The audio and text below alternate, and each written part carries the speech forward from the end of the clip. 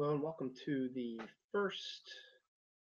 comic call of the fall, I believe. Yeah, because fall started last weekend.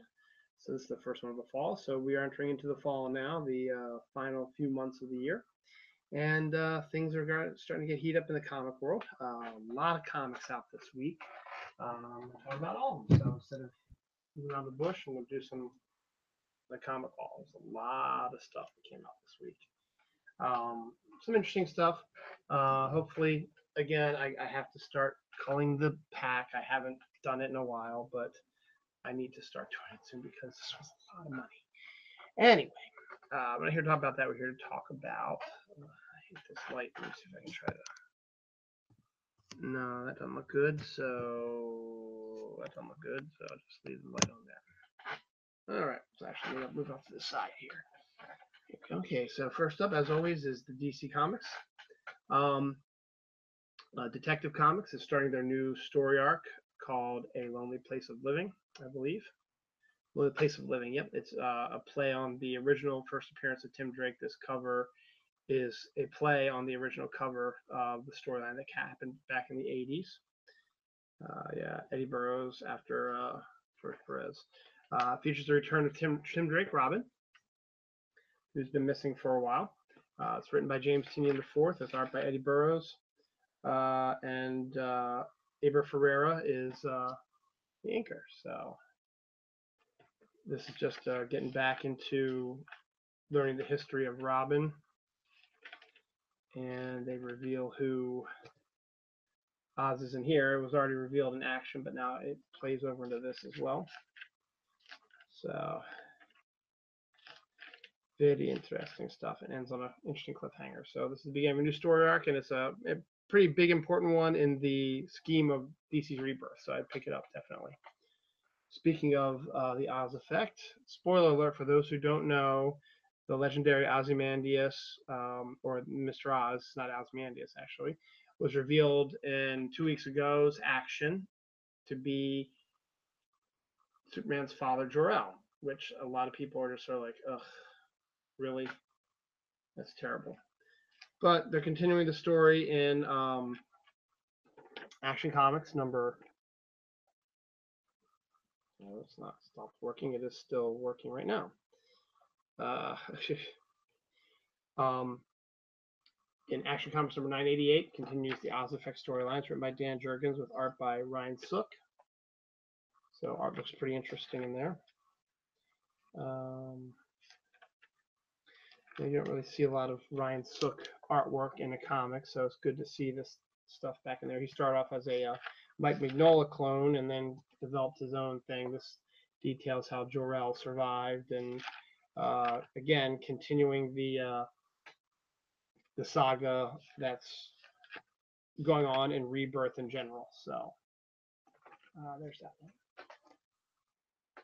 Next up, we have continuing the metal storyline in DC. We have Batman: The Murder Machine, which is a bunch of one-shots featuring the Dark Multiverse Batmans. This one happens to be the cybernetic one, so of course Cyborg is front and center on this one. It's written by Frank Thierry and James Tynion IV with art by Riccardo Federici. Why am I seeing all these pop-up things? I'm tired of that. So in this one, you get the Dark Murder Machine Batman, who is part cyborg, and you see all kinds of crazy things going on here. So, and these basically tell how these multiverse Batmans came to be in these one shots, and then they'll play a bigger part in the metal storyline in general. So that's out this week. And we also have our next metal crossover in the regular series. This one's Suicide Squad. I'm only buying Suicide Squad because of the metal crossover. It is written by Rob Williams with art by Stephen Sedgwick. Really? Did not know Stephen Sedgwick was doing the artwork for this. So, bonus. Guess he fitted in before he started working on Aquaman. So, what these crossovers have been doing is they've been following the dark multiverse and the versions of each team. Like Nightwing was the first one, so we get to see Nightwing battling in the Dark Multiverse with that Nightwing of the Dark Multiverse is, and here this is the Suicide Squad in the Dark Multiverse. So, and Steven Sedgwick artwork, so that's a bonus. So, good job. So the next one will be in Green Arrow. So. Next up, I made this next because I love this cover. It's Batgirl number 15. I've always shipped Dick and Barbara, and looks like the storyline is covering that. It's Hope Larson, script, Chris Wildgoose, pencils, Jose Marzan Jr. inks. So you get to see Nightwing team up with Batgirl, and continue to see more of the Dick and Barb story relationship unfold. So I kind of like it. Get some flashbacks and some other crazy stuff too. So I've always liked their relationship, and it's good to see them exploring it a little bit in the new.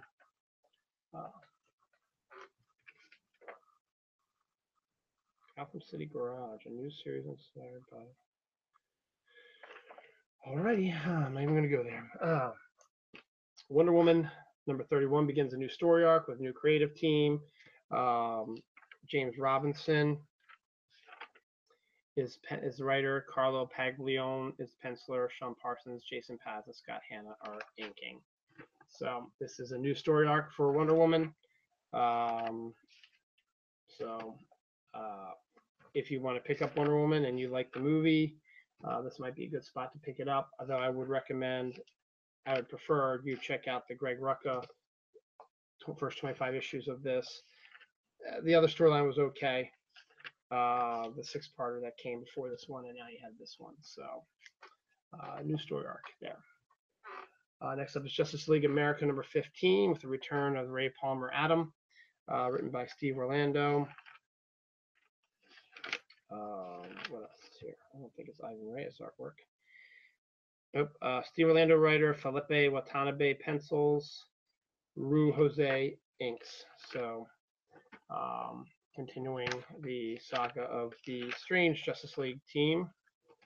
And we get a history of what the Atom's been doing since he disappeared.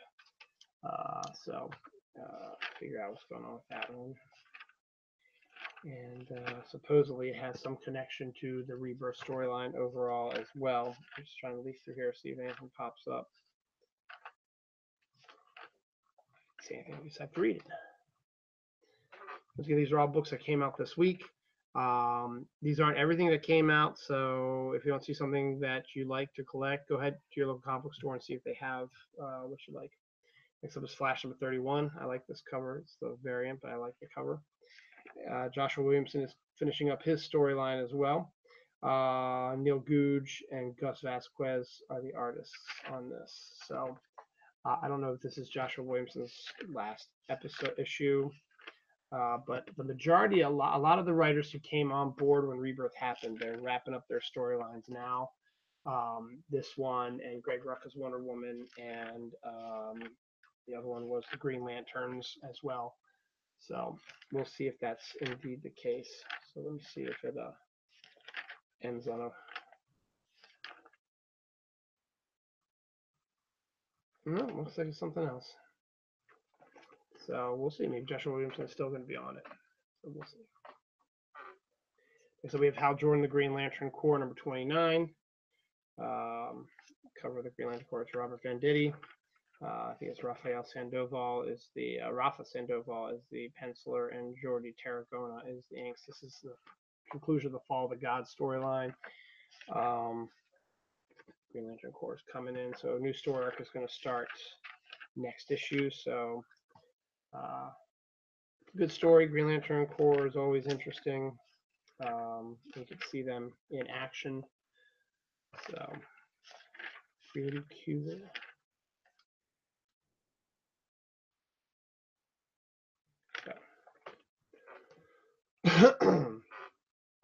So we have Bombshells United number 2. The original Bombshells comic went to like issue 75 or something like that, and it was collections of the digital only shorts. And I think the similar thing is happening with this one. And then they decide to end that series and start this new one because I guess it's a brand new story arc. And I figured, hey, I've been reading it. I'm getting caught up on it. May as well collect these when they come out at the right time. As always, it's written by Marguerite Bennett with art by Marguerite Sauvage. So I've been almost done the third trade of this. I got one more trade and then I'll be caught up. And then I'll probably be able to read this stuff. So this is the newest storyline from the Bombshells, which is a really good series. Let's see, is it two different ones? Yeah. And then the other part is Marguerite Bennett writer Marcello Gichara is the pen. Yeah, so it's reprinting the digital only. So it's still digital only, and these are reprinting those storylines. So it's good like that. Next up, we have the final issue of the DC Batman in the Shadow. It's a pretty wild cover.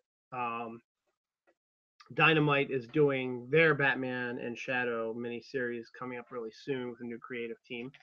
This one is Scott Snyder and Steve Orlando, art by Riley Rossmo, and it'll be continued. I mean, it's not going to be continued. So this is a one and done. This is the miniseries from DC, and then Dynamite's going to release one very soon. Shadow and the Batman. There's a David Finch cover. I would assume is probably coming up very shortly, within the next month or so, or the next couple weeks, depend upon. Here you go. Here is the. It is. Does that a scheduled date? Not the next scheduled date, but here October 2017. So yeah, it'll be next week probably. So we have 7 covers. You've got Ethan Van Sciver, Alex Ross, Dustin Goyen, Brandon Peterson, Bill Sienkiewicz, Howard Porter, and David Finch. And Steve Orlando is coming back to write it, and a different artist, Giovanni Timpano. And this is going to be through Dynamite. So if you like Batman the Shadow, go get Shadow Batman. Next up, we have Nightwing, the New Order #2, continuing the Future storyline. That's been getting some good reviews by Kyle Higgins, Trevor McCarthy. And it's a future story where Nightwing is the boss and has came up with an idea to keep the heroes down or something like that. I'm not exactly sure the whole thing, but it's a mini series and it's a different take on things. So check that out. Commandy Challenged continues with issue number 9. This one is written by Tom King with art by Kevin Eastman of and Freddie Williams of Teenage Mutant Turtle stuff. Kevin Eastman created Teenage Mutant Ninja Turtles, and Tom King is killing it on Mr. Miracle and Batman. The premise of the Commandy Challenge is you one writer starts. It's 12 different creative teams, 12-issue series, 12 different creative teams. The first writer sets up the story with the characters and then ends it on a cliffhanger. And then the second writer artist team has to continue the story, but has to solve the cliffhanger from the previous one, and so on and so forth. So this one is, in Kevin Eastman's wheelhouse with the washed out grays and some turtle creatures like that. And then it'll end on a cliffhanger. And next up will be Greg Pak and Davis. I don't understand. Maybe Shane Davis.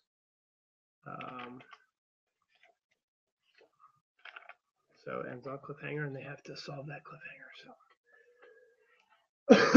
and finally, from Young Animal, we have Mother Panic number 11. Jody Hauser, Sean Crystal, doing the artwork. So another really good series. Should definitely check it out. And it takes place in the most part, the Gotham City of Batman and stuff like that. But it's a different type of storytelling, and a little bit more adult and a little bit more crazy, bizarre. And does have a backup story, Gotham Radio, written by Jim Kruger with pencils by Phil Hester and inks by Andy Parks. So that's continuing this as well. So that is it for DC. It's a lot of DC. So Marvel released their version of Rebirth this week. I got the variant cover because I liked it better than the regular cover. This is Marvel Legacy #1. I like the Dodson cover with Mary Jane in the front and center and everyone dancing, celebrating. It's $5.99, which I think is a little excessive. And from what I've been reading, it's not a good read. It's supposed to set up this new status quo in the Marvel Universe. It's written by Jason Aaron with art by Eastside Ribic, with Steve McNiven are the main artists, but then you have appearances by Chris Samney, Russell Dalterman, Alex Maleev, Ed McGuinness, Stuart Immonen, and Wade Von Grobbader, Pepe Larraz, Jim Chung, Daniel Cuna, Greg Land, Jay Leaston, Michael Deodato Jr., and Dave Marquez. So you get the introduction of the original Avengers, and then they deal with, and I'm actually looking forward to the original Avengers comic. They have to deal with that, and then you get into present day stuff, which is going to, impact Marvel, but it's the Marvel legacy. Going to change up and redo the series and stuff like that. So, as I said, it's supposed to be their version of Rebirth, but from what I read, it's not very user friendly, and it doesn't really do a good enough job of setting things up for wanting to read more Marvel books. And I don't know, we'll see. I'm just not a big fan of it, and some weird out of left field things. The Black Panther Intergalactic Squad, which was not even mentioned, at least not once, in the Black Panther comic. So I don't know. And the return of a Avenger, which you can all pretty much, or a return of a character you can all pretty much figure out. I'm not going to spoil it for you, but crazy stuff going on. So I bought it just because it's the Marvel version of Rebirth. I'm not enthusiastic about reading it, and I'm not that excited about reading it, but I bought it because I had to. I'm a collector, and you go out there and get it. If you're a Marvel fan, this might be what you need to get back into Marvel comics. It's not going to work for me. We get the last couple generations books. First up, we have Captain America, Sam Wilson and Steve Rogers, story by Nick Spencer with art by Paul Renaud. So you're continuing this. This leads into the Marvel Legacy storyline. So, and again, what Marvel's doing is their movie cinematic universe is what is basically making all the choices. So all the stuff you see in all these different places are based on what's going on with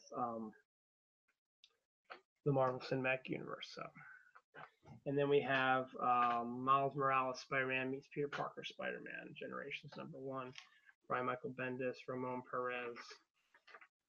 They have met each other before. This is a different storyline and stuff like that. So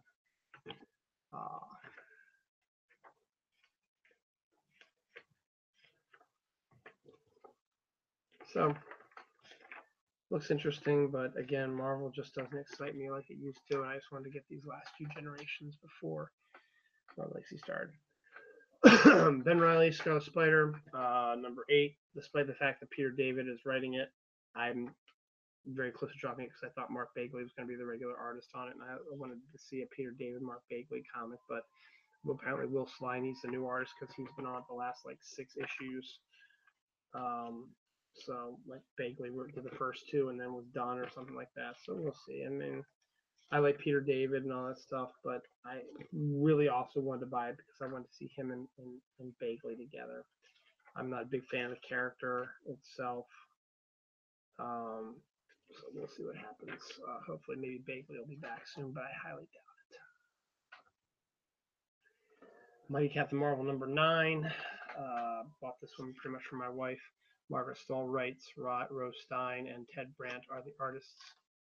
And your Girls' Night Out, it's Jessica Jones and Jessica Drew and Carol are all hanging out on top of the Statue of Liberty after everything that's been going on in the world. So now we're just getting a status quo change and just, getting into the Captain Marvel stuff and just sort of a rest after the storyline, the Hydra storyline. So We'll see what happens.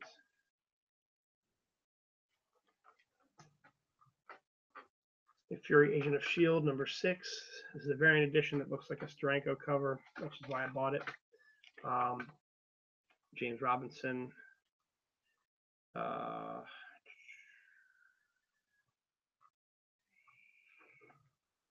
James Robinson writer, Aiko penciler, Hugo Petrus inker. Again, trying for a Steranko style thing. That's why I'm still reading it, because they are definitely going for the Steranko style. And the funny thing is, this Nick Fury is based on the one that Samuel L. Jackson plays in the Marvel Cinematic Universe. So it's an interesting book, and Aiko's artwork is really cool.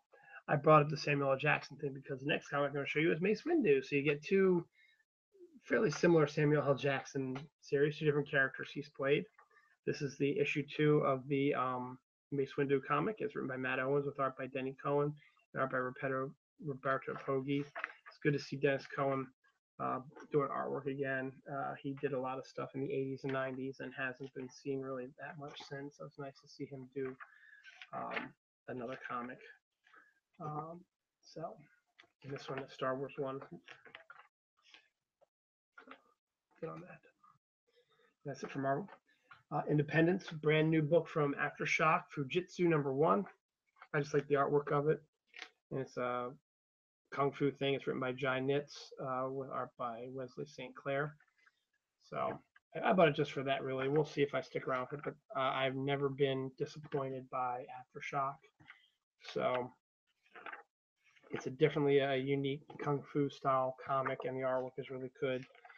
So good on that. Let's see what they usually do. And then they did a follow up the Dark Arc, which I talked about last week.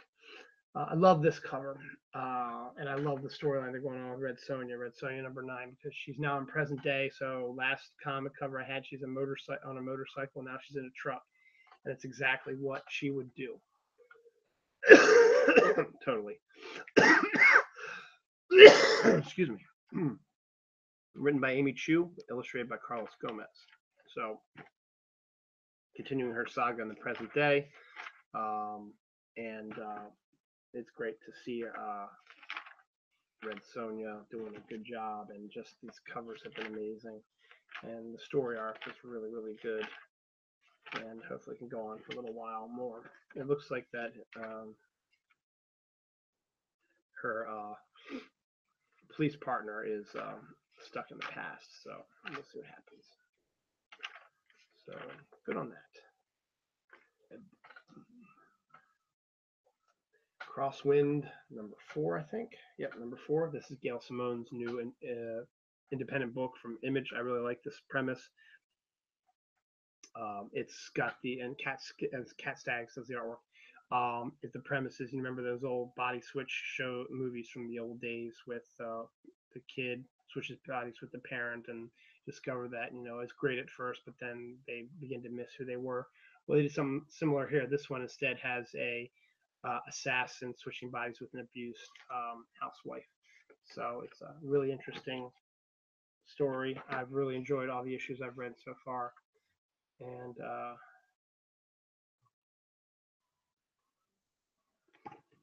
so it's great to see that kind of stuff. So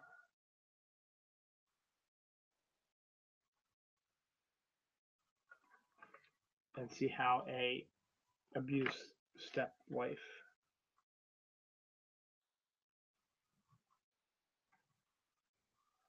an abused mother can come out and then and be tough, and then get the assassin do good as the mother. So really, really interesting. So good storyline. I don't know, I keep getting this, but it's such a neat idea. It's Betty Page number 3. David Avalone, Colton Worley, and Esau Figueroa. It's, we all know who Betty Page is, but this is more of a adventure comic, and it's great, using Betty Page as a actress, but she's an actress, but in real life she's also a badass. So I think that's why I keep coming back to it, because it's such a really great premise.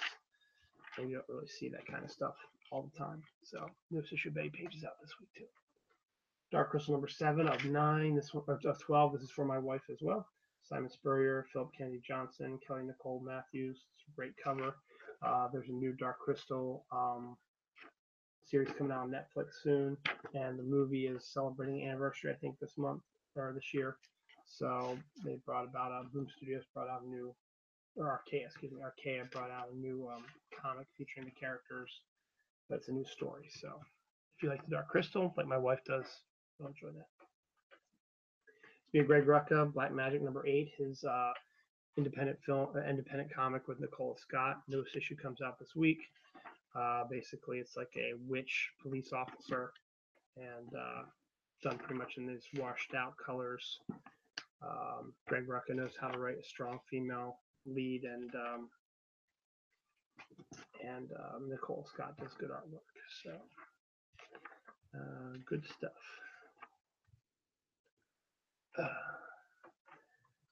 Continuing the revamp of Robotech. This is Robotech number 3.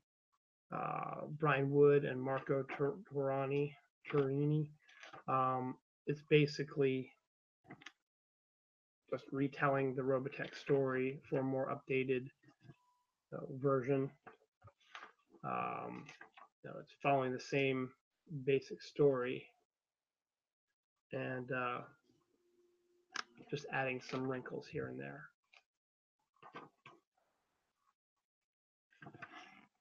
So,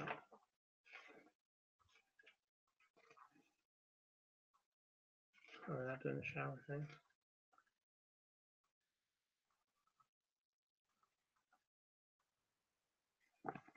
So, that's a different take on Robotech, but you'll see the storyline is pretty much similar.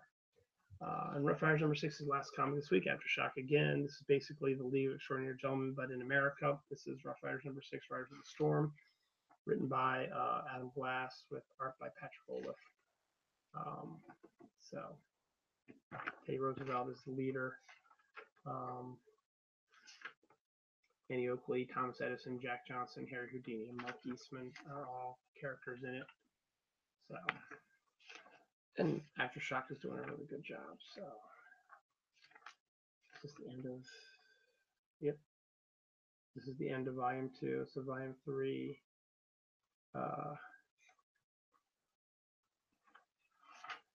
Will be coming soon. So coming next year, I think. So that's we left the Rough Riders for a little while, and that's we last the comic call for this week. So these are all comics came out this week. It's a lot of stuff. Next week we start over the week again, or the month with a new month. So new stuff coming out all the time. It's Halloween month, so you're going to see more probably horror-oriented stuff. That leads me to one more thing I want to talk about before I close out tonight. I always like to mention comic book events and stuff like that. A few years ago, after the success of Free Comic Book Day, the comic retailers came together and decided to do a Halloween giveaway. So they do like a Free Comic Book Day weekend instead for Halloween, and it's the weekend before Halloween. And if Halloween happens to fall on the weekend, it'll be the day of Halloween, whatever. It might only be on Saturday, though. I'm thinking about that. Regardless, the Halloween Comic Fest is going to be probably the last Saturday of the month, and you can go to your local comic book store and you can get free comics, much like you could with Free Comic Book Day, but they are more horror oriented, but they do all age books as well as regular horror books. And a lot of comic stores are in strip malls, so it's usually that Saturday before Halloween is usually the one where they open up their stores for trick-or-treating and stuff like that. So that's why they decided to do something like this. My neighborhood does that that week, that day, Saturday. So it's just interesting about that. So keep your eyes out for that. And let's see, that would mean, the first is Sunday. So 28, 20 makes 20. So like the 28th of October is going to be the Halloween Comic Fest. You get free comics, and you may even get treats. Who knows? And you can go in costume and stuff like that. So just keep an eye on that. I'll keep bringing it up over the next month or so on the next comic calls to get you into it. But right now, I'm slurring my words, which means I'm getting tired. So thanks for watching, everybody out there. Go to the comic book store, buy comics. If you saw anything you like this week, definitely a lot of stuff came out this weekend. As I said, that's not everything. There's a whole bunch of other stuff that I didn't even pick up that came out this week as well. So check it out as well. Any store offers, whatever, it's a good time to go that and just check out your comic book store. And as I said, brand new month next month, or next week rather, and we start over the month again with same old stuff and more new issues coming out of interesting things and a emphasis on horror and stuff like that. So Halloween's a coming, Halloween Comic Fest is coming also. Have a good weekend. Go to your comic store and get some comics. Bye now.